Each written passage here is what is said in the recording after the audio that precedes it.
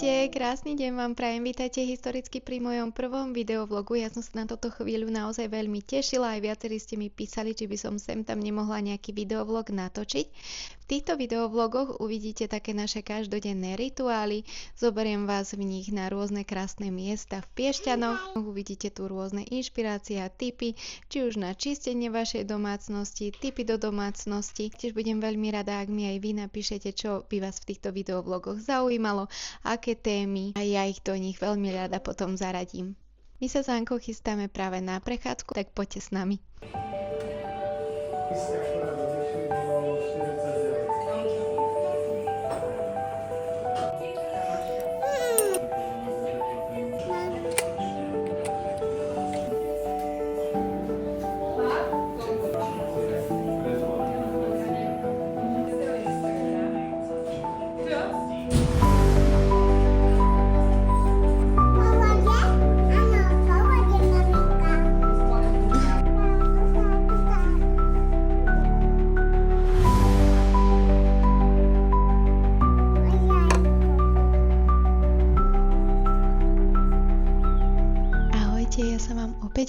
Máme sobotu, vonku je nádherné slnečné počasie a ja o chvíľku vyrážam na otváračku jedného kaderníctva v Piešťanoch, ktoré otvára aj moja kamarátka a už sa veľmi teším. Ale ešte predtým by som vám chcela ukázať takú jarnú dekoráciu, ktorú som si vyrobila s Hankou. My sme u nás doma doteraz nemali žiadne také veľkonočné dekorácie, ale teda Hanka už všetko vníma a ja ju k týmto tradíciám chcem určite viesť.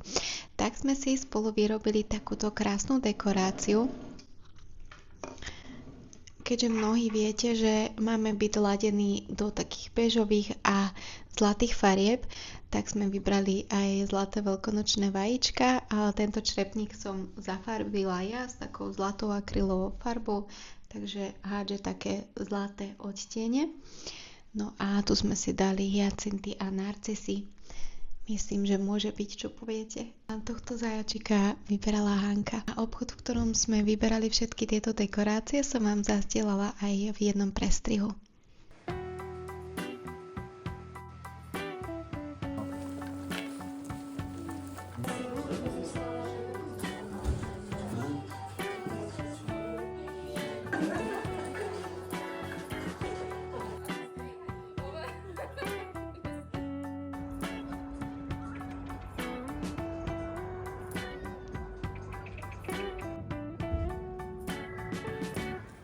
Tak my už sme doma, pozrite, aké mám nádherné tulipány, tie úplne že voňajú jarou, čo poviete. Ja si pravidelne robím takéto malé veľké radosti a naozaj to dokáže urobiť deň krajším a človek má aj takú lepšiu náladu. No a teraz nám konečne už vychádza vonku slniečko, otepluje sa nám a ja mám z toho naozaj obrovskú radosť. Povedzte mi, že nie som v tom sama, ale zrazu mám oveľa viac energie a myslím si, že aj troška takú lepšiu náladu. Tak, ale chcela som vám ukázať, čo mi prišlo a z čoho mám naozaj veľkú radosť. A poviem vám, že ešte si postupne musím pár takýchto drobnostiek dokúpiť. A mám to teda so Zarahom. No a nebudem vás napínať, poďme si to spolu rozbaliť.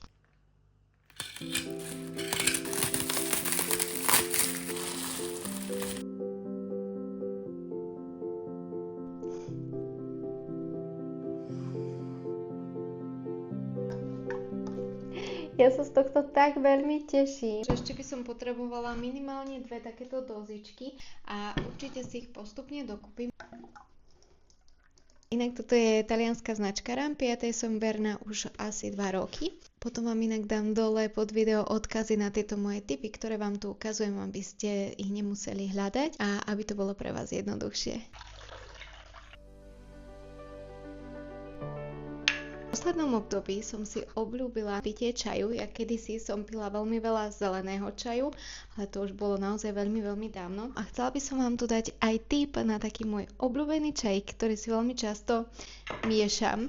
No a sú to teda tieto 2 čajíky. Z tejto značky vyberám čajky aj pre Hanku, naozaj majú tam veľmi veľký výber. Teda moja obľúbená kombinácia je tento lípový kvet a plod šípky. Naozaj je to také osviežujúce a tá šípka tomu dodá takú troška kyslosť, je to naozaj veľmi dobré. A navyše zdravé. A ešte som vám chcela ukázať takú vychytávku. Tento French press nemusíte využívať len na kávičku, ale taktiež na takéto sypané čaje. Myslím si, že to aj celkom pekne vyzerá. No a ešte by som vám chcela ukázať rovno túto knižku, ktorú tu mám nachystanú. Je teda aj v angličtine. Raňajky u Tiffanyho, to je moja srdcovka.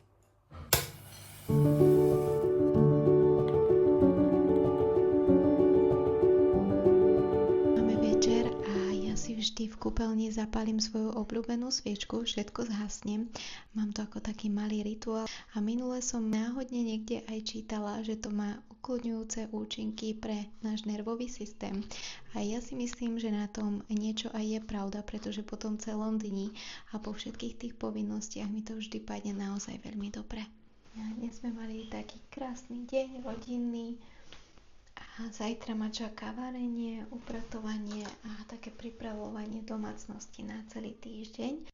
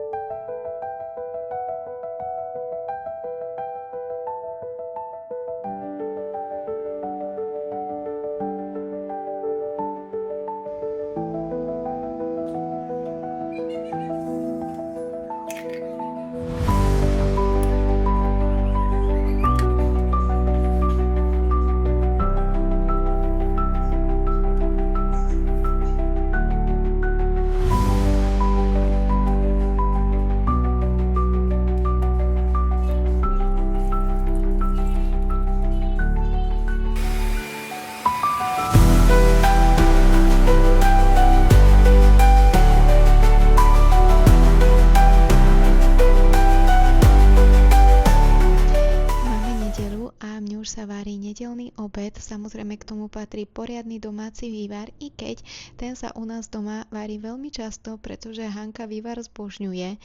Ak ma sledujú nejaké mamičky, dajte mi prosím vás vedieť, či aj vaše deti majú tak veľmi radi vývar, pretože moja Hanka si ho pýta doslova každý deň, čomu som samozrejme aj rada, pretože je to zdravé. To čas využívam aj k tomu, aby som s vami prebrala tému, ktorá je na mojom Instagrame veľmi obľúbená, a to je téma útulného a pokojného domova.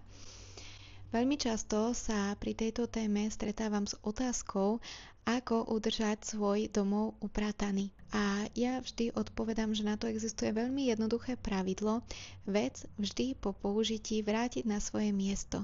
Samozrejme, ešte predtým, ako sa začne toto pravidlo aplikovať, je potrebné tejto veci to miesto nájsť. Ideálne je, ako určite rovnakému druhu veci, to isté miesto. Ja viem, možno na začiatok sa to bude zdať troška otravné, únavné, nebude sa vám to chcieť, ale všetko je o zvyku a verte mi, že postupne, ak začnete toto pravidlo aplikovať, tak sa začnete už robiť automaticky a zrazu bude váš domov pôsobiť organizovanejšie. Ja stále hovorím, že s touto organizáciou prichádza aj taký pokoj vo vašom živote, pretože zrazu vás tieto veci prestanú zahlcovať.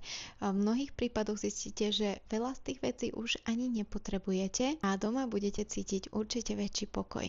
Dajte mi vedieť, kto takéto pravidlo už doma používa alebo kto ho vyskúša.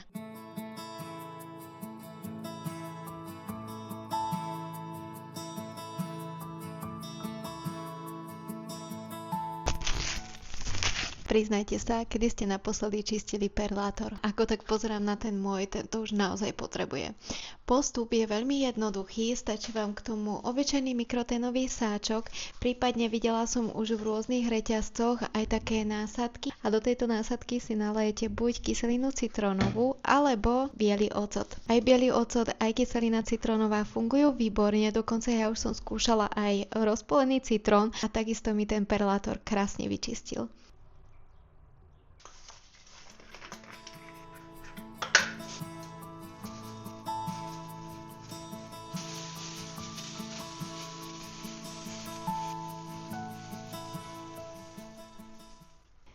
Tak perlátor sa nám už čistí, naozaj to bolo veľmi jednoduché, ja som vám to vravela. A samozrejme vám potom ukážem aj výsledok a teraz už len čakáme. Zatiaľ, čo sa mi čistí perlátor, by som s vami chcela otvoriť ešte jednu tému, ktorá je spojená s mojím právnickým vzdelaním. Keďže ja rada pomôžem, keď môžem, tak ma napadlo, že by sme mohli v rámci týchto videovlogov vždy rozobrať nejakú otázku z oblasti práva. Či už to je otázka, ktorá vás zaujíma, alebo by vám mohla aj pomôcť. Takže ak takú máte, budem veľmi rada, ak mi ju napíšete dole do komentára a v ďalšom videovlogu sa možno budeme venovať práve vašej otázke.